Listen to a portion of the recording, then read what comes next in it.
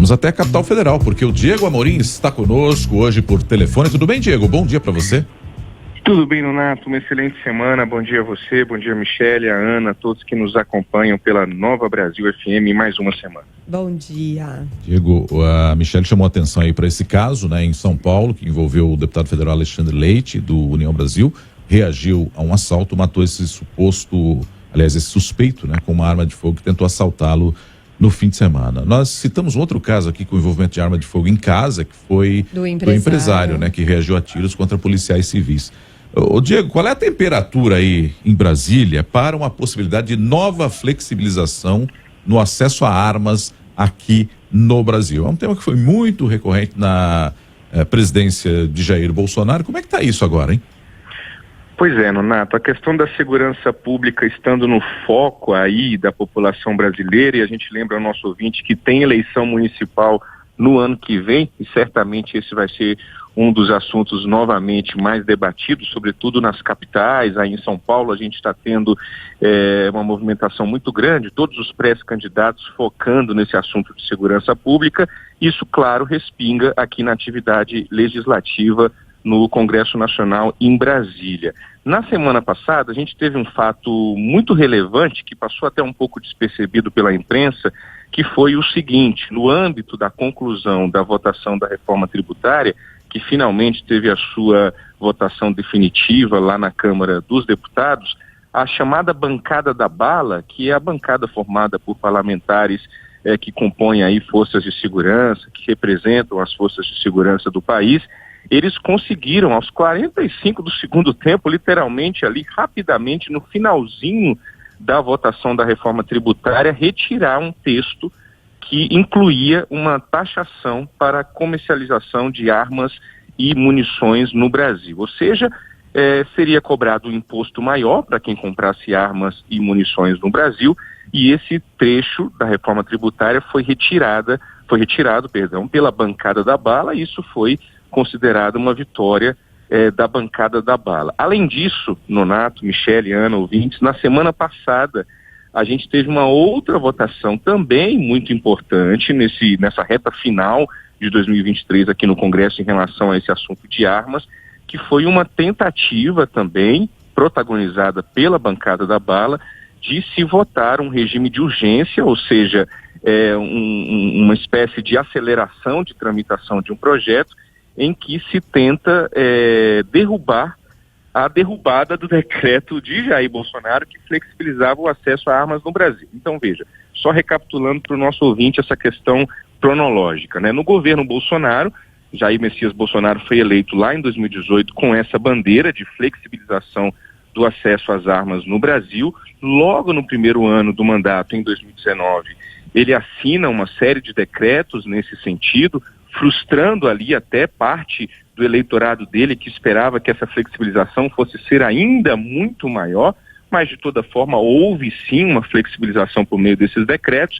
e o presidente Lula foi eleito no ano passado prometendo derrubar esses decretos, que foi o que ele fez também neste primeiro ano desse terceiro governo Lula. E agora os deputados estão tentando derrubar esse decreto do presidente Lula, que derruba o decreto de Jair Bolsonaro. Eles perderam, a bancada da bala, perderam essa votação por 3 votos somente. Eles precisavam de 257 votos e tiveram 254.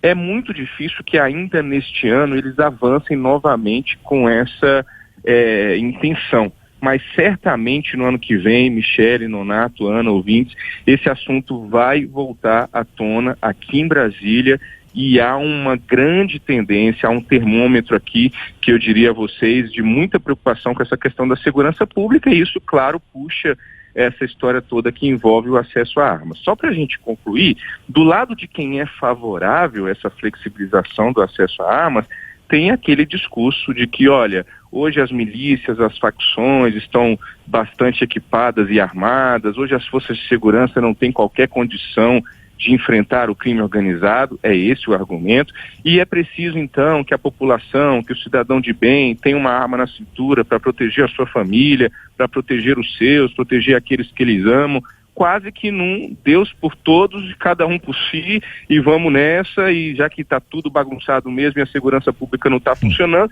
vamos botar uma arma na cintura e vamos ver o que acontece, né? É basicamente esse o argumento de quem é favorável. E quem é contra defende que, olha, o Brasil não tem a menor condição de ter uma população com uma arma na cintura, a gente não tem cultura para isso, a gente não tem preparo para isso, a gente com isso, defendem esses que são contrários, vai ver cada vez mais situações como essa de violência doméstica, de briga de trânsito, de briga no supermercado, de achar que é golpe e sair de casa atirando contra policiais, enfim. E daqui a pouco nós vamos virar um grande bang-bang, uma selva em que vai estar todo mundo armado na rua e, de novo, cada um por si, Deus por todos.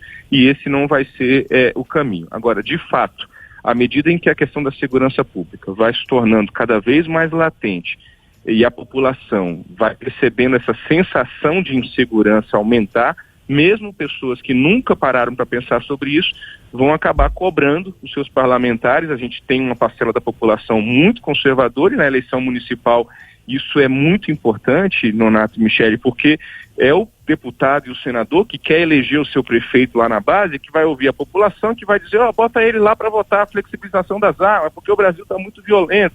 E isso funciona sim, muito bem do ponto de vista político e eleitoral, sobretudo numa eleição municipal. A gente vai ter que acompanhar direitinho toda essa movimentação em 2024, hein? Mas não deixa de ser, né, Diego, um escrachar, um explicitar que o Estado, que deveria dar segurança para a população, não está conseguindo, né? Por isso que tem essa sensação de insegurança. Então vamos botar arma para todo mundo, que assim, quem sabe, cada um defende o seu. Mas é um atestado de incompetência, né? Não deixa de ser. Exatamente, Nonato. É uma situação muito delicada e acredito que, à medida em que o governo federal, o executivo, os governos estaduais vão fazendo ações, planos, pacotes, como queiram chamar, do ponto de vista estratégico, político, de comunicação, para que a população entenda que a situação está sob controle, esse assunto, essa discussão de flexibilização de armas perde força. Agora, se ficar solto e a gente vai vendo cada vez mais, de fato, aquilo que eram pequenos roubos vai virando uma regra, né? O que a gente está vendo aí na capital São Paulo, onde vocês moram, é uma situação realmente assustadora. Isso vai fazendo com que as pessoas repensem sobre isso, né? Isso é muito preocupante. Aqui do meu ponto de vista, estou me permitindo dar minha opinião pessoal, eu acredito que o brasileiro não tem a menor condição de andar com uma arma na cintura. Agora, enfim, isso é uma questão muito pessoal, envolve ideologia, envolve narrativas, envolve uma série de questões. Não dá para misturar tanto esses assuntos também. Quando a gente fala de flexibilização de acesso às armas, muita gente traz a questão da área rural aí também para o debate, que na minha avaliação deveria ser tratado sempre de maneira separada à parte. A gente não está falando das fazendas, aí sim é uma outra questão, onde a polícia não chega, onde muitos fazendeiros têm essas armas, né, Michele? Então, são muitos assuntos dentro de um só. Quando a gente mistura também, a gente corre o risco de acabar fazendo uma análise um pouco mais enviesada ou mesmo fraca. Eu acho que pode ter essa questão ideológica e tudo, mas também tem uma questão que os números e a ciência, os dados mostram, e a gente entrevistou já aqui no Nova Manhã o Rafael Alcadipani, que é especialista, inclusive, do Fórum Brasileiro de Segurança Pública, e ele fala sobre isso. Ele fala, num primeiro momento pode dar até essa sensação, mas os números mostram que a tendência de você ter ações e violência aumentada num outro momento, com a flexibilização de armas, isso já tem se mostrado, né, pelos números. Então, acho que é isso. Acho que fica aí a reflexão e também para a gente acompanhar os desdobramentos disso, que certamente virão no próximo ano, como você disse. Diego, obrigada por hoje e até amanhã. Até amanhã, uma excelente semana. Valeu.